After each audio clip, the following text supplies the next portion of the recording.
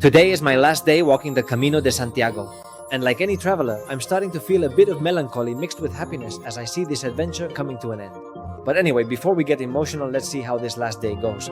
I also slept really well last night. Honestly, it seems like my body is finally getting used to sleeping away from home. And since today is the last day, I want to start off with a bang.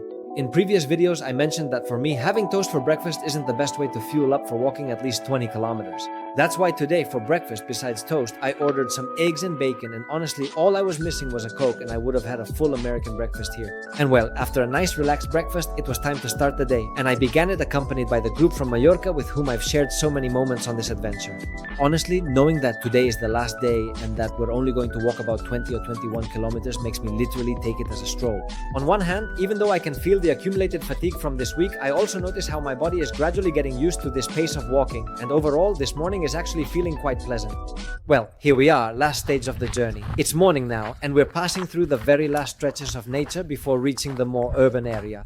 Honestly, at this moment, I can't help but feel that I don't want the journey to end, but on the other hand, it's also important to know how to close chapters and stages. The truth is, these past few days have felt like weeks. In a good way. We stopped to get a stamp and passed through an area full of beautiful phrases that make you reflect and also realize that this journey is coming to an end. Still, I thought that today, being the last day, there would be much less natural scenery, but except for the last quarter of the route, which is where you start getting close to Santiago, today's landscapes for me are still very beautiful and maintain that calm and peace so closely tied to the journey. I took the opportunity to spend time with my friends from Mallorca having really deep conversations. What shoe size are you expecting? 39. 40. Oh. And me? Well, that's a big foot, huh? He's calling me clumsy. At one point, we stopped at a church because a lot of people in the group wanted to get a stamp. But honestly, as long as I could see the inside of the church and admire it, I was already super happy. I already said that I was loving the churches along the Camino. We also took the opportunity to take a photo, and honestly, I really like seeing the comparison between the first photo I took on the Camino and this one. Seeing how I started out alone, completely exhausted, with no expectations and not knowing what was going to happen, and seeing this one, where now I'm surrounded by many of the friends I've made on this adventure and the experience I've gained over these days. And just to be clear, I want to emphasize that I'm not saying doing the Camino alone is worse or anything like that. But anyway, I just wanted to show the contrast between the beginning of my journey and the end. We kept walking, and at one point, when I was about to film a shot of myself on the Camino, this happened. Oh no, my God, I came this way. This is just part of the job, you know? Yeah. Wow, this is really tough, huh? Just like on day 3 of the Camino, today I was also running out of water, and thank goodness we took a break after covering about 70% of today's stretch where there was a fountain, because otherwise it would have been a mimto hell. I'll probably talk about this in next week's video, sharing my own lessons learned from doing the Camino for the first time, and there I'll explain what happened to me with the water. But anyway, this break was great for chatting a bit, getting in a little arm workout, since this week I've only worked my legs by walking and recharging some energy with a snack. After the whole group got back together, we continued on, and here, little by little, the nerves started to build as we realized we were leaving nature behind and about to enter Santiago. And honestly, I think it's better if I just let you watch the footage of how we arrived at the cathedral rather than me saying anything.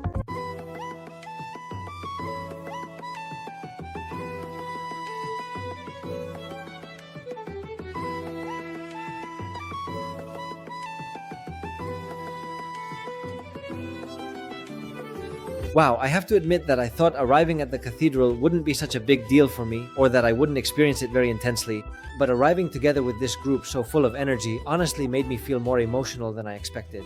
I can't even imagine what it must be like for people who start from Oviedo or Roncesvalles or wherever and spend many more days doing the Camino. The emotional impact they must feel upon arriving has to be incredible. And well, before ending the video and sharing my own thoughts and reflections on this adventure, I asked some of my closest companions on this little trip how the experience was for them and how they lived it. The whole experience of the Camino de Santiago, what are you taking away from it? What did you like? What was the hardest part for you? What did it mean to you? I would say it was a journey of rest, a kind of mental peace. Walking through the forests, the fields, observing the plants and animals, it was priceless. Crossing rivers and above all being in good company, it was a constant joy. It felt like a stroll to me. I'm not really used to walking, but I found it easy. I don't know if it was because of the company or the scenery, but the journey was really enjoyable. Well, what I'm taking with me is the group, because everyone was amazing, fantastic. I had a great time with everyone, even the guides, they were super nice. It's true that it was a bit tough for me because of my knee, which bothered me quite a lot, especially during the third stage, but they encouraged me to keep going and we all finished well. You start walking, meeting people, people from your group, people who aren't from your group, and I think that's what makes the journey what it is. What would you say you're taking away from the journey? The green, all the vegetation. Honestly, in Mallorca, we don't have trees this tall, or fields this green, or forests this big. It's incredible. The landscapes, the people, the hospitality from everyone. Honestly, it's an experience you have to live. With you, Honestly, it's been like it's been really easy to connect with you because it's been so friendly. And I think that in general, the people here are like you too. Well, experiences, friendships, an incredible experience. Yes, overcoming yourself. The experience is just amazing. Both the company and the scenery.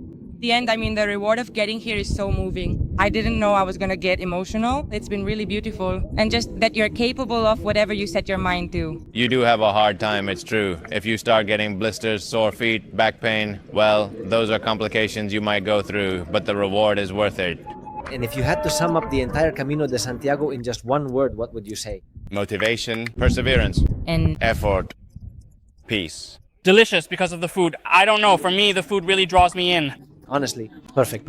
Emotions because you start one way and end another, and it's an emotional roller coaster the whole time, and not just because of the hills you have to. And well, for my part, I want to tell you that for me, the experience of the Camino has been something much more beautiful than I initially thought it would be. The fact of having completely stepped out of the loop I was in, where you just go along with the daily grind, with work, with all the obligations. I was really looking forward to disconnecting from my phone, getting out of the house, being surrounded by nature. Honestly, the Camino is exactly what I wanted to do, and everyone walks the Camino for their own reasons. And that's great because you'll meet very different people, but all of you share a very positive energy or vibe in common. And something I take with me are those moments when I could have silence for myself, those sunrises when I started walking in peace, but also all those moments when I was able to share with other people, when we laughed, when we suffered a little, and when we created memories together that we won't forget. Something the Camino has made me realize again is that relationships are one of the most important and valuable things we have, and that many people don't appreciate them until it's too late. Being in a kind of environment or bubble where people wish you a good journey, where people talk to you willingly, where the people at the accommodations treat you in such a familiar way. I'm convinced that if we all behaved like that, everything in the world would be so much better. But anyway, without getting too carried away here, I have to say that this experience, far from leaving me satisfied, has actually made me want to do another Camino again in the future, just to relive what you feel during this amazing experience. And now I also have a trip to Mallorca pending to visit the friends I've made here. Anyway, I wanted to thank all of you who have accompanied me on this little trip and who have supported me and wished me a good journey as well. And before I leave you with a short clip of when I arrived at the cathedral with the others, I want to let you know that I'll probably make a little video next week where I'll share my own experiences and give some personal advice to those of you planning to do the Camino.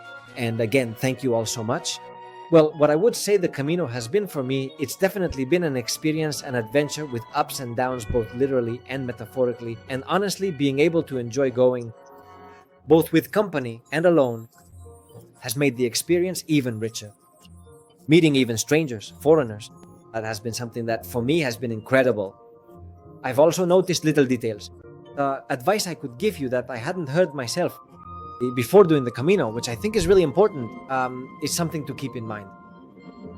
And soon I'll probably make a video related to tips, mistakes, or errors that you shouldn't make, and how my process has been from having no idea, being a complete beginner, to having finished my first Camino de Santiago as a true pilgrim in every sense of the word. So that's it. Thank you so much to everyone who has followed this series, and I'll see you soon with more little videos.